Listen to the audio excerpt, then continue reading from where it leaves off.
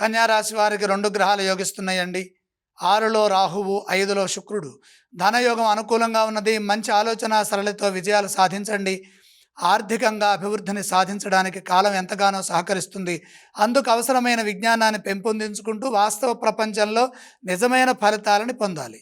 ముందస్తు ప్రణాళికల ద్వారా పనిచేస్తే ఎటువంటి ఇబ్బందులు ఉండవు. చంచలత్వం లేకుండా స్థిరచిత్తంతో నిర్ణయాలు తీసుకోండి.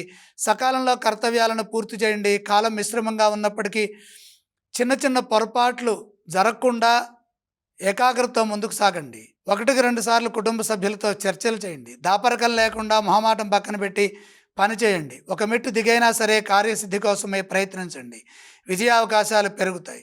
ఆత్మాభిమానం కొన్ని సందర్భాల్లో ఇబ్బంది కలిగించవచ్చు. కాబట్టి పరిపూర్ణమైన విశ్వాసంతో లక్ష్యాలను పూర్తి చేస్తే శీఘ్ర విజయ ప్రాప్తి కలుగుతుంది. వృత్తి, ఉద్యోగ, వ్యాపారాల్లో కృషికి తగిన ప్రతిఫలం లభిస్తుంది. గతంలో చేసిన మేలు ఇప్పుడు అక్కరకు వస్తుంది.